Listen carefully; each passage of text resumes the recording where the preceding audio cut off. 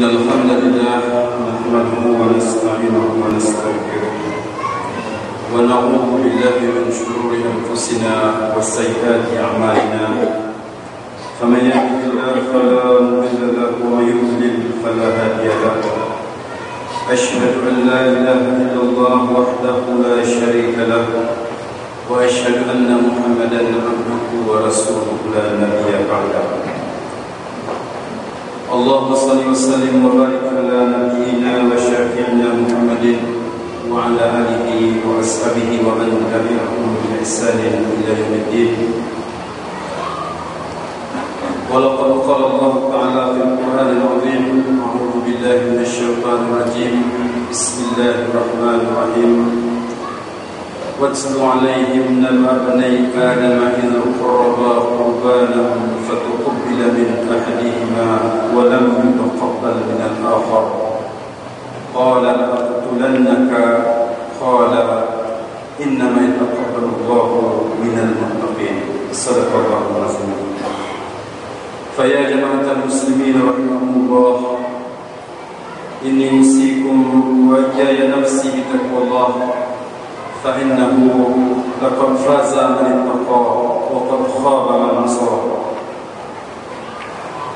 Sidang jamaah Jumat rahimahullah, puji dan syukur marilah kita haturkan kehadirat Allah Subhanahu wa taala atas segala nikmat dan karunia-Nya yang tiada terhingga, utamanya nikmat iman dan nikmat Islam, sehingga juga dengan nikmat umur kita dapat hadir di masjid yang mulia ini, menambah amalan kita dan menaikkan derajat kita di sisi Allah Subhanahu wa taala insyaallah.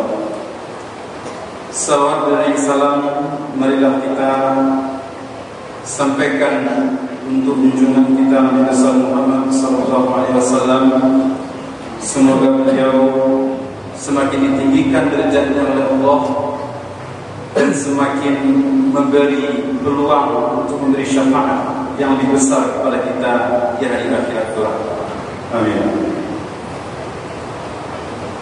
Berdasarkan ayat yang khatib bacakan tadi dan juga pada surah Al-Hajj ayat 34 sampai dengan 37, Allah telah menyatakan berbagai firman-Nya tentang kurban. Watlu alaihim, wahai Muhammad, sampaikanlah kepada manusia tentang berita dua orang anak Adam yang bernama Habil dan Qabil. Idh qarraba qurbanan, ketika kedua anak Nabi Adam itu mempersembahkan kurban. Idh qarraba qurbanan fatuqbila min ahadihima wa lam yataqabbal min al-akhar. Lalu kurban yang dipersembahkan oleh kedua anaknya itu diterima dari salah seorangnya dan tidak diterima dari yang lain. Diterima dari Habil dan tidak diterima dari Qabil.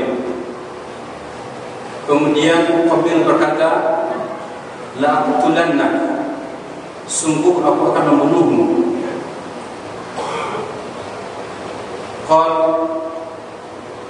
Habil menjawab, innama yataqabbalu Allahu minal muttaqin, sesungguhnya Allah hanya menerima amal-amal orang yang bertakwa kepadanya.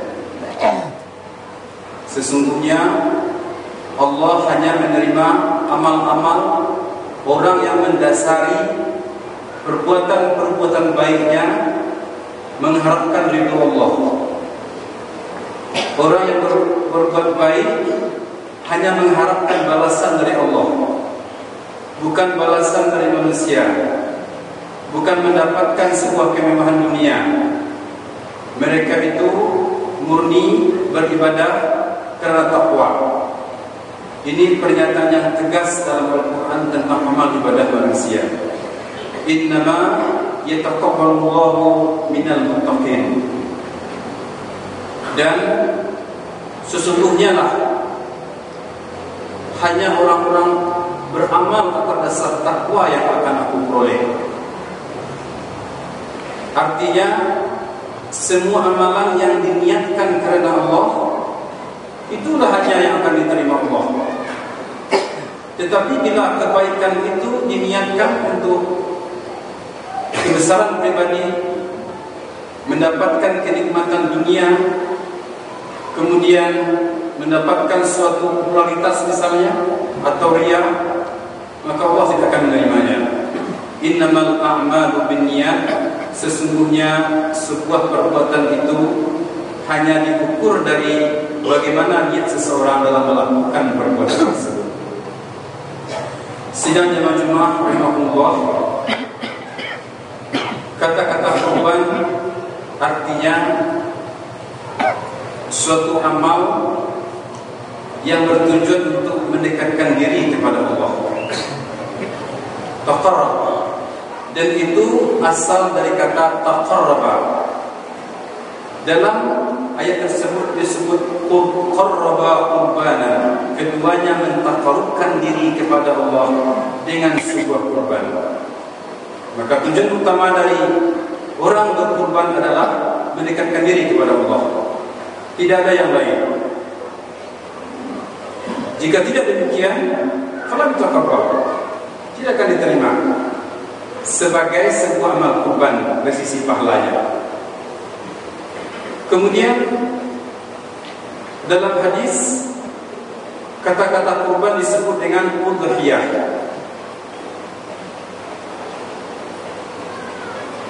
Faman wajada sa'atan falam yudhi. Rasulullah bersabda, barang siapa yang memiliki suatu kelapangan hidup, sa'at, kelapangan, kelebihan, lalu dia tidak melakukan tadhiyah, falam yudhi fala yaqrabanna musallana, maka dia tidak perlu mendekati masjid kami. Ini suatu anjuran yang sangat keras, suatu perintah yang sangat keras dari Rasulullah. Orang-orang yang mampu berkurban, hendaklah mereka berkurban. Di situ disebut sa'ah. Sa'ah itu kelapangan. Kelapangan itu orang-orang punya kelebihan yang tidak membahayakan kebutuhan kehidupan lainnya.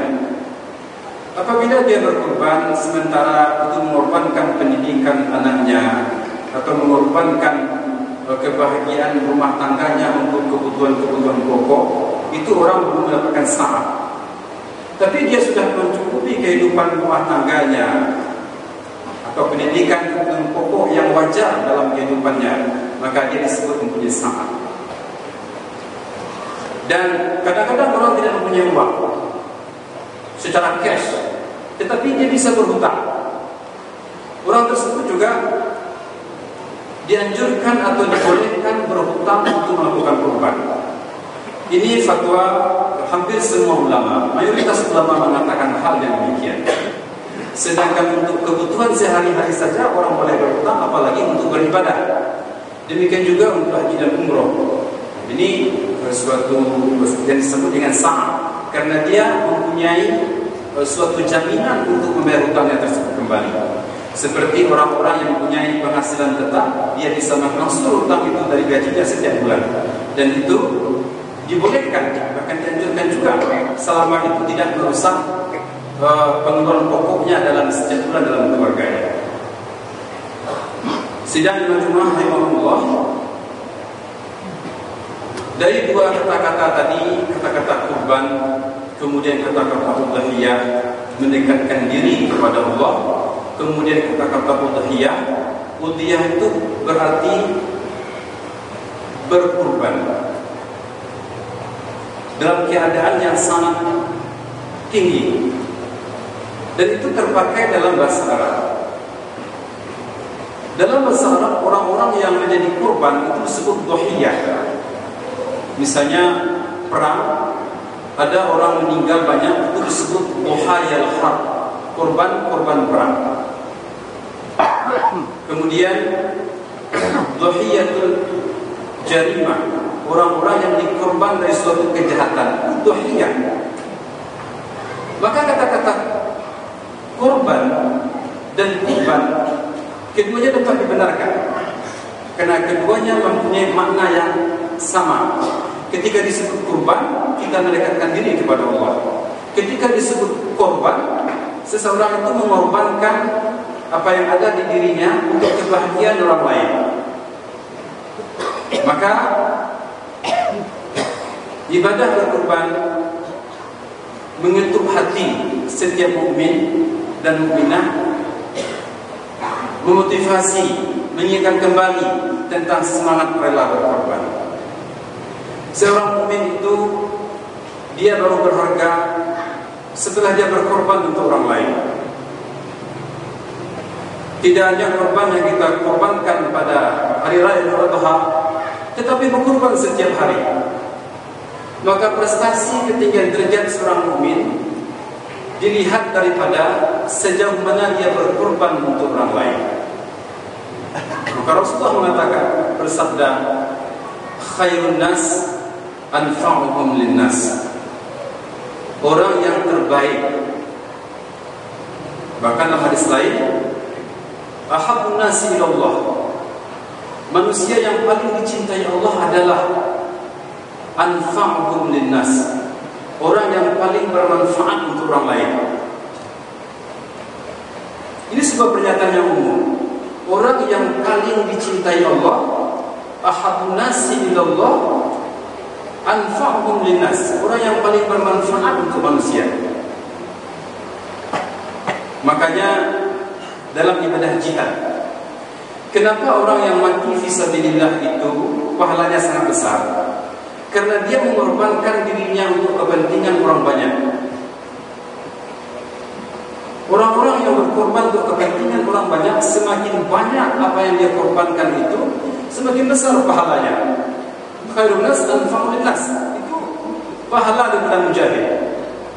Orang-orang yang meninggal ketika perang tahun 1945 mempertahankan kemerdekaan, membahagiakan orang puluhan tahun, mungkin ratusan tahun setelah itu, dia korbankan nyawanya. Mereka itu para mujahid.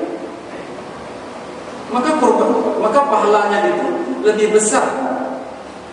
Dia korbankan dirinya. Ini makanya Rasulullah mengatakan khairun nas anfa'uhum linnas. Kemudian alim, orang-orang yang berilmu. Orang-orang yang berilmu, dia akan bisa lebih banyak menyebarkan ilmunya kepada masyarakat. Maka Allah mengangkat derajat orang-orang yang berilmu, karena dia memperbaiki, menyuruh, menasihati orang-orang untuk melakukan kebaikan, atau dia memberikan kemudahan-kemudahan untuk masyarakat. Oleh karena itu tidak hanya dalam ilmu agama, tetapi juga dalam ilmu dunia. Hanya saja ketika seseorang memperjualbelikan ilmunya,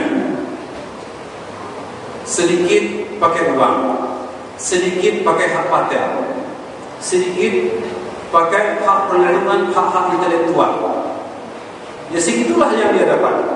Sebanyak yang dijualnya untuk manusia tentang ilmunya itu. Oleh karena itulah para ulama tidak menganjurkan adanya hak paten untuk hal-hal yang sifat menyebarkan kebaikan untuk umat manusia. Mungkin itu bisa barangkali untuk memenuhi kebutuhan hidupnya secara wajar, tetapi bila itu sudah sampai pada bisnis yang berlebihan, barangkali itu juga tidak suatu hal yang tidak dianjurkan. Banyak para ulama, khususnya yang sudah meninggal atau di Timur Tengah, itu mereka itu walaupun mereka mengarang buku yang berjilid-jilid, mungkin sampai 1 meter, 10 meter, atau 20 meter lebih tebal daripada bukunya itu kalau digabung-gabungkan. Ketika mereka meninggal, mereka wakafkan hal tersebut, dan itu sangat banyak terjadi. Seperti Profesor Waqaf Suhaimi, itu bukunya mungkin sampai 15 meter atau 20 meter tebalnya, semuanya beliau wakafkan. Kenapa? Memberikan manfaat yang banyak untuk umat manusia, dan orang bisa mengaksesnya secara langsung di internet. Ini juga merupakan suatu fadilah ketika manusia itu berkorban. Sidang jamaah Jumat rahimahullah, Maka orang yang akan tersenyum ketika dia mati adalah orang yang banyak membuat orang tersenyum ketika dia hidup. Tetapi orang yang membuat orang menangis ketika dia hidup, dia akan menangis ketika dia akan mati, bertemu dengan Allah di alam kubur dan berdiri di padang mahsyar. Maka Rasulullah sallallahu alaihi wasallam bersabda dalam hadis yang lain yang diriwayatkan oleh Tabrani dan Ibnu Asakir, wa ahabbul a'mali ila Allah sururun tudkhiluhu fi qalbi muslim. Dan sesungguhnya amal yang paling dicintai Allah adalah kebahagiaan yang engkau masukkan ke dalam hati setiap muslim, atau dengan cara meringankan beban mereka. Dan sekiranya aku, kata Rasulullah, berjalan hanya untuk memenuhi satu kebutuhan dari saudaraku, itu lebih aku sukai daripada aku beriktikaf di masjid ini sebulan penuh. Khairu min a'takifa fi masjidi hadza. Itu lebih aku sukai daripada aku beriktikaf di masjid ini sebulan penuh. Kenapa?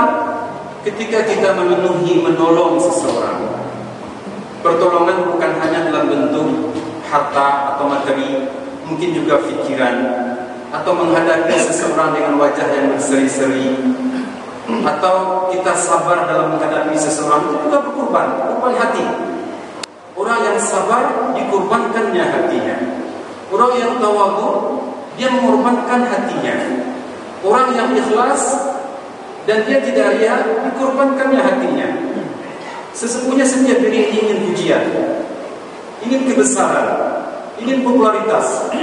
Tetapi ketika seseorang dia menyembunyikan sedekahnya, dia jaga perasaan orang yang diberikan sedekah, itu pengorbanan dari jiwa. Inna nafsa la'amaratu bisu. Sesungguhnya diri kita ini condongnya yang buruk aja. Illa man rahimah rabbi.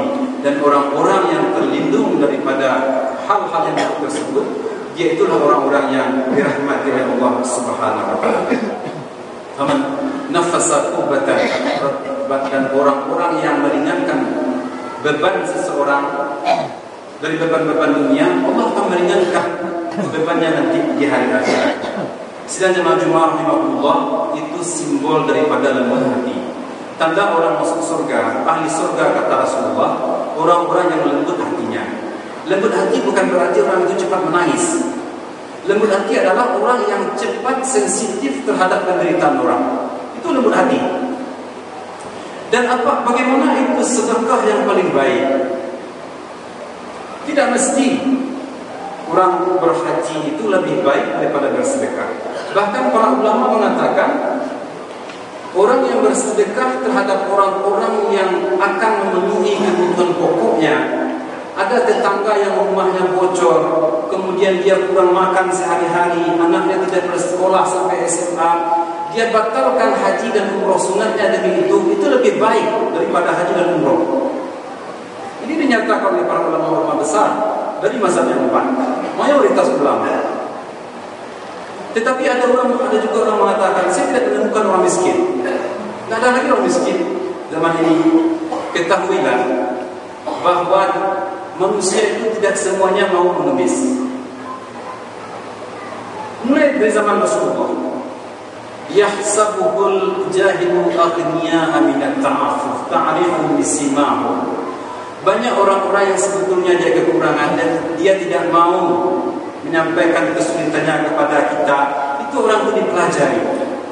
Mempelajari suatu kebutuhan dalam masyarakat, baik kebutuhan manusia atau kebutuhan masyarakat, itu akan membesarkan pahala kita. Maka itu pula lah.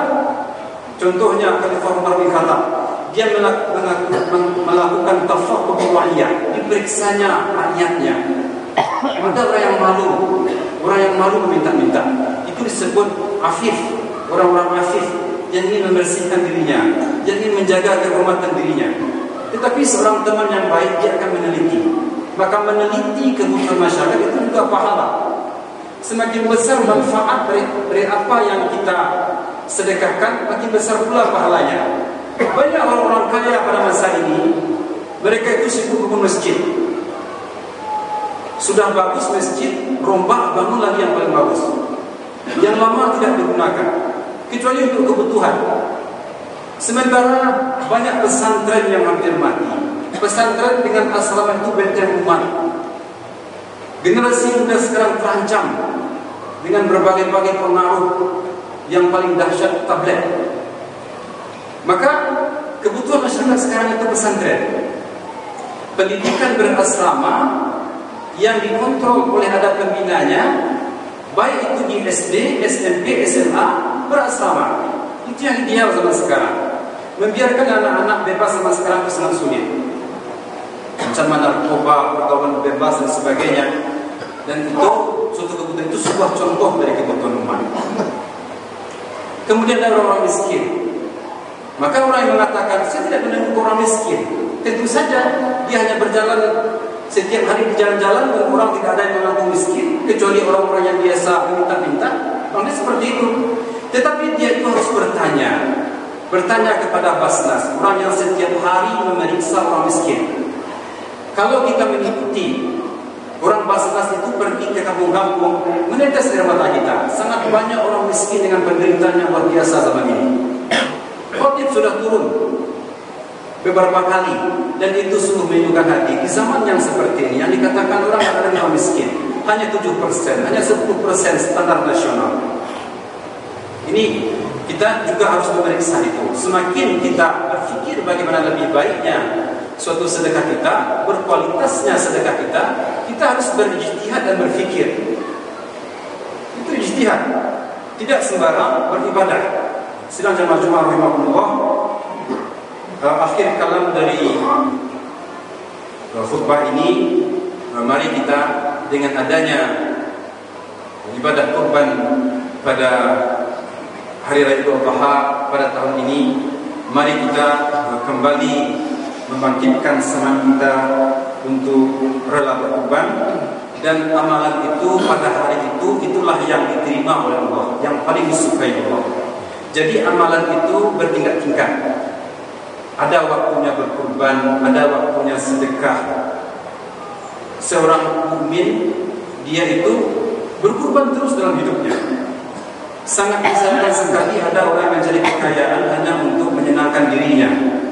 Orang kaya yang terbaik adalah dia kaya tujuannya untuk memakmurkan karyawannya, agar karyawannya naik gajinya, agar setelah itu dia berzakat banyak. Itu tujuannya terus sehingga dia menjadi kaya dan semakin kaya, silakan. Tetapi kalau tujuannya hanya kaya untuk memperkaya diri, menyombongkan diri, bahkan ada orang kaya yang mempunyai mobil mewah sampai 2.000 di Asia Tenggara, itu tidak terpuji di dalam pandangan para ulama dalam kekuasaan orang-orang yang mengerti dengan amalan mereka. Kemudian terakhir, bolehkah kita berkorban untuk orang yang meninggal? Mayoritas ulama membolehkan, atau hampir semuanya. Bahkan dalam mazhab Hambali itu lebih baik, bahkan orang mati lebih butuh untuk berkorban daripada orang hidup. Dia mengharapkan ibadah ketika dia di alam barzakh dari anak-anaknya, terutama dari anak kepada bapak. Dan itu sampai hampir seluruh ulama mazhab Hambali itu, seperti dalam kitab Ghayatul Muntaha oleh Ad-Dimashqi, dia mengatakan seperti itu mazhab yang banyak dianut di Saudi Arabia. Seperti itu. Bahkan mazhab Syafi'i agak menyempitkan hal-hal seperti ini ketika dalam masalah kurban. Maka berkurbanlah seperti Rasulullah berkurban untuk dirinya satu, untuk umatnya satu. Bahkan dirinya untuk keluarganya, baik yang hidup maupun yang mati. Untuk umatnya, kata Rasulullah, ini untuk umatku, liman syahida bitauhid min ummati. Bagi semua umatku yang telah bersyahadah dengan tauhid, yang mengucapkan la ilaha illallah, ini kurbanku. Beliau berkurban dengan 2 kurban. Maka juga bagus bagi kita, 1 kurban untuk kita, 1 lagi kurban untuk orang tua kita. Kita niatkan itu. Hanya saja ketika kita mengumumkannya di masjid, ini yang jadi masalah. Kita tulis di masjid, ini masalah. Maka sebaiknya tidak kita tulis. Tetapi ketika menyembelih, kita sebut nama orang tua kita. Ya Allah, ini untuk orang tuaku. Niatkan seperti itu. Itu disepakati oleh seluruh ulama. Itu semua ulama seperti itu. Maka tidaknya cukup kalau kita punya kelapangan, jangan hanya 1 kambing, 2 kambing, atau 3 kambing. 1 untuk ibu yang sudah meninggal, atau ayah yang sudah meninggal, atau orang yang kita kasihi. Ini perlu juga menjadi suatu pertimbangan bagi kita semuanya. Mudah-mudahan khutbah yang singkat ini bermanfaat bagi kita semuanya dan menjadi penguat dalam amalan ibadah kurban, motivasi kurban kita. Kebetulan di Masjid Raya masih kurang, ya masih kurang jumlah sapi yang kita butuhkan dari setiap hari kebutuhan kita setiap tahun. Mungkin kalau di masjid lain sudah banyak, itu kita berijtihad. Nah ini yang masih kurang, kita tambah yang kurang itu. Dari panitia juga yang seperti itu. Mari kita juga berkorban untuk kebutuhan yang ada di Masjid Raya. Fa'tabiru ya ulil absar la'allakum turhamun.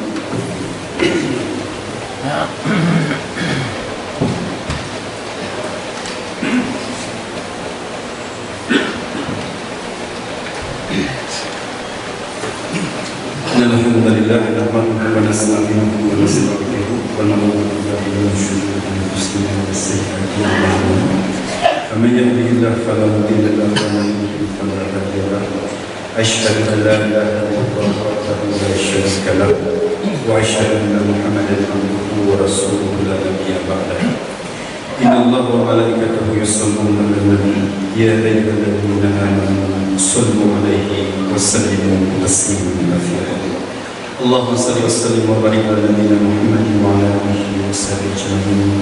أما بعد فيا جماعة المسلمين رحمكم الله اتقوا الله حق تقاته ولا تموتن إلا وأنتم مسلمون.